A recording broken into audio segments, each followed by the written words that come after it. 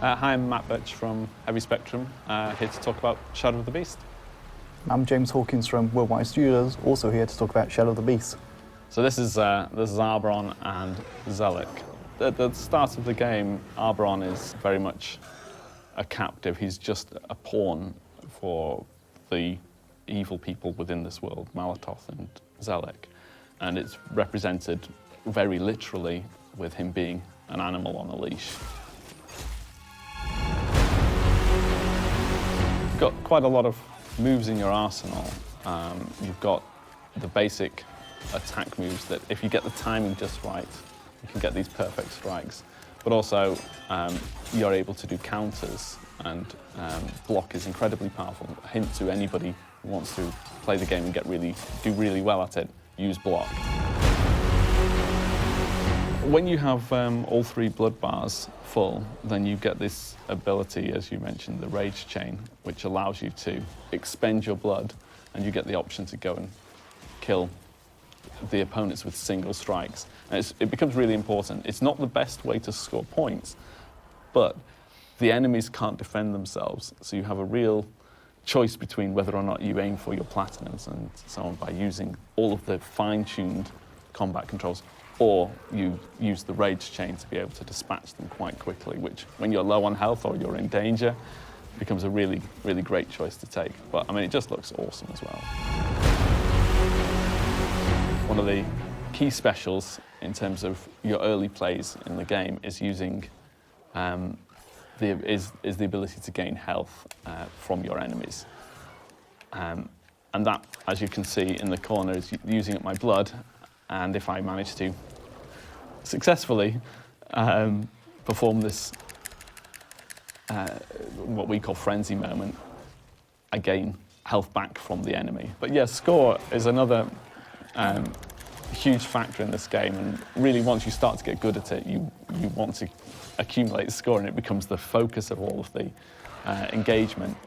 It allows you to buy things in our Wisdom of Shadows, which is an area which has got lots of upgrades for Beast and lots of special features and extras. Obviously going through this level, the grass looked phenomenal, and then we have this great transition into an entirely different kind of feeling. Yeah, I mean, narratively, the idea is that you are actually beginning to, you've gone through paradise and destroyed it, and the world is naturally starting to get darker. I mean, it's perhaps artistic ambition to actually sort of express the story through the world. And throughout the game, we explore different ways of this platforming becoming important to you. I mean, it's important to realise that it's not just a combat game. There's exploration in here, there's puzzles in here, and those are all part of the makeup that give it, hopefully, a engaging character for people to come and play. You've probably noticed it's been reasonably two-dimensional up to this stage. Well, we've been moving like left and right, and now we've moved like up and down, so I'm guessing now we're going to move, well, I know we're going to move in and out, so let's jump in the teleport. And yeah, I mean, this is one of the things that is just lovely about working with a 2.5D game. You get to frame these incredible sort of journeys throughout, and these teleporters that we encountered earlier in the level are now active, so solving that machine puzzle was actually really has opened up new ways of navigating in the level. One of the things we haven't shown yet is the smart bomb, basically. I think we should show the smart bomb here. Okay. It gets us out of the fight, but basically, well, when we're surrounded anyway, the smart bomb is good. So I will now use one. There we go. That's a good way of trimming the enemies down. That does buy you a window, I mean, and it's great because it's instant. All the enemies are different as well. Each level has its own version of enemies with nuances to their attacks.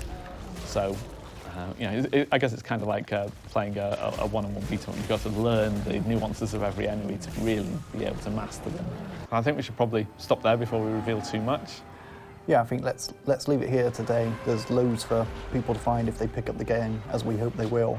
If you didn't play the original game, you're at no disadvantage at all, because it's a totally new game in its own right. Yeah, like I said, we really hope you'll give it a go.